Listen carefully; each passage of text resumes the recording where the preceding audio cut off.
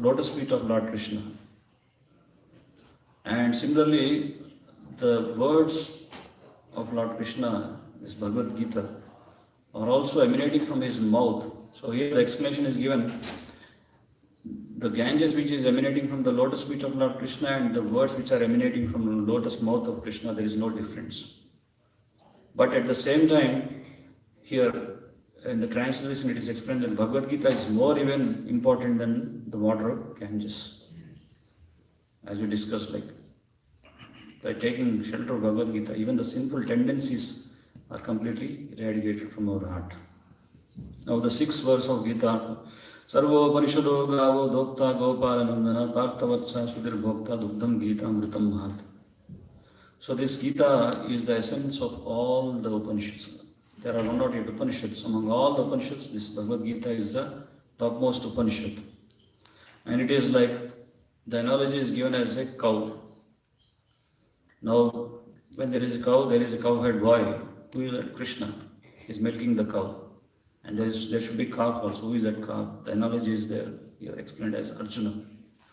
So these Upanishads all are like a cow, and Krishna is milking the cow, and Arjuna is taking this milk. And milk is not only meant for the calf, milk is also provided for the other people in general. So like that, this Upanishads is not only given through Arjuna, through the medium of Arjuna, it's spread throughout the world. Towards it is award to each and everyone who is receptive. So therefore, the last verse of Bhagavad Gita Mahatya explains, Ekam Shastram Devaki Putra Gitam Eko Devo. Ekam Shastram, there is only one. This is the conclusion of Gita Mahatya given by Shankaracharya. He says, there is only one Shastra.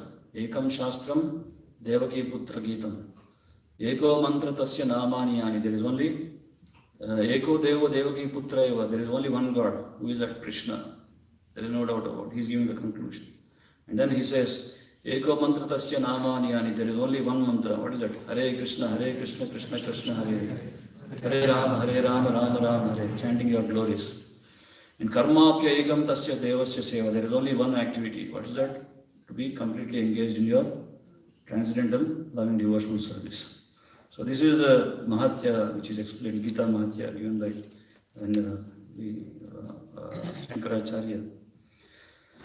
So this Bhagavad Gita knowledge was not just only spoken to Arjuna for the first time, but this knowledge was also given previously by Lord Krishna to sun god. So he explains that Imam Vivaspate Yogam Praktavanaham Abhyayam Vivaswan Manave Prahu Manurisvakave Bravit. He says, Imam Vivaspate, the sun god's name is Vivaswan. I gave this knowledge previously to sun god, and sun god in return he gave this knowledge to Manu, his son, and Manu he gave this knowledge to Ishvara. But as the time passed, this succession was broken. Now again I am giving you back this knowledge. So here, the Bhagavad Gita, the first chapter is Arjuna Vishada Yoga. The word Vishada means lamentation. Now why Arjuna is lamenting? And why it is called as yoga?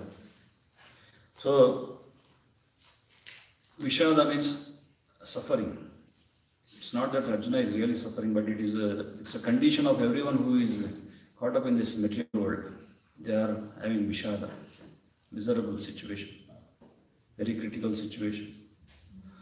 So what did Arjuna do when he was undergoing this suffering? There is another, immediately the word yoga. That means he's connected with Krishna, but because this suffering is there, that gives him more impetus to completely surrender to Krishna. So that's why he re-established his connection very strongly. So the word yoga means connecting, and the opposite is viyoga, disconnection. So as long as we are disconnected, then we have to undergo this vishada. So when we connect again back to Krishna, that means we have lots of hope. So Arjuna connects to, that's why it's called as Arjuna Vishada Yoga. So before Bhagavad Gita was spoken to Arjuna, this knowledge was revealed by Lord Krishna. Arjuna was exhibiting his situation. Just like, for example, if you go to a doctor if you have some disease. So what is the first thing what the doctor does? He diagnoses the disease. And when he does this Vyadhi Nirdharana, and then he appropriately gives the medicine according to the disease. So similarly, Arjuna, first he was revealing his problem. He accepts that I am suffering, I am in confusion. So as long as we don't accept this fact, we think I am okay, I am good. And then we are entangled in this material world. So here Arjuna accepts this fact, and then he approaches Krishna. And he says, what exactly is his problem? So he says that I have a dosha, I have a fault. What is that fault? Karpanya dosha bhatasva bhava prachamitvam dharma sammuda cheta.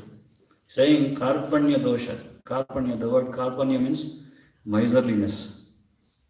Now who is a miser? A miser is a person who has a lot of wealth, but he neither spends for himself nor use it for others' help. What he does, he accumulates a lot of wealth, keeps in a cupboard, and every day open the cupboard and see how much wealth is there. Neither he eats nor gives to anyone. So this is called the miserly situation. So here, in what context Arjuna is saying that he's miserly? So we'll try to understand. So as a result, being a miser, this leads to a degraded life, and we think that we are we lead a degraded life and think that we are in a very happy state of life. That is big illusion. So as a jiva, we are particle of Lord, part and parcel of Lord Krishna, and we are not supposed to have any expectations from this material world. We are not supposed to seek happiness from this material world. So tat padam tat parimagra divyam, tat padam. So we attain higher happiness by taking shelter of the lotus feet of Lord Krishna. So when we take shelter of tat padam, the lotus feet of Lord Krishna, that means we need not again fall into this problematic situation. But as a conditioned soul, we are conditioned. So as a conditional soul, we always hanker to have attraction towards this degraded life. So there was a nice story. So how conditioning, how we justify our conditioning. So there was a drunkards who are very much addicted to drink wine. So there was some people who want to give some counseling, some seminars in order to free them from all this drinking habit. So they conducted a big seminar. They invited all the drunkards. So all they came, and they placed two glasses on the table. One glass was filled with wine and the other glass was filled with juice. So what did they do? They put a fly in the wine and fly died. And they put a fly in a juice and fly did not die. Drank some juice and it flew away. Then they said, now by saying this, what do you understand? Then one of the drunkard got up and said, if we drink wine, then the bacteria within our stomach will be cleared off. But if we drink juice, no, the bacteria will not die. So that is their conclusion. So this is called conditioning to our bad habits in this material world. We justify our conditioning. So therefore, it is said that if you want, if we derive, only way is if we attain that higher happiness, the topmost happiness, by taking shelter of Lord Krishna's lotus feet, then we can easily give up this lower taste. That is only the solution. Otherwise, it's not easy to come out of this conditioning. It's very, very, very difficult. So therefore, here Arjuna is saying that Karpanya dosha, he's saying, he has a lot of skills. He's a very good fighter, he's a Kshatriya, but he don't wants to fight. So that's in this context he's saying that the Karpanya dosha, I have a dosha which is miserliness. I don't want to use my skills in your service. So therefore I am a miser. He's accepting his part. Then he says in the next word, Karpanya dosha apatas prabhava. So he's saying apatas prabhava. That means being a natural, what is our svabhava, our natural constitutional position? What is our natural constitutional position as a jiva? We are part and parcel of Krishna. That is our svabhava. And being a part and parcel of Krishna, to render service to Krishna is our real position. But here Arjuna is saying, my apahas svabhava, my svabhava has been stolen. Right? Because he is not able to be fixed up in his svabhava. It's flickering. Sometimes he went to battlefield of Kurukshetra.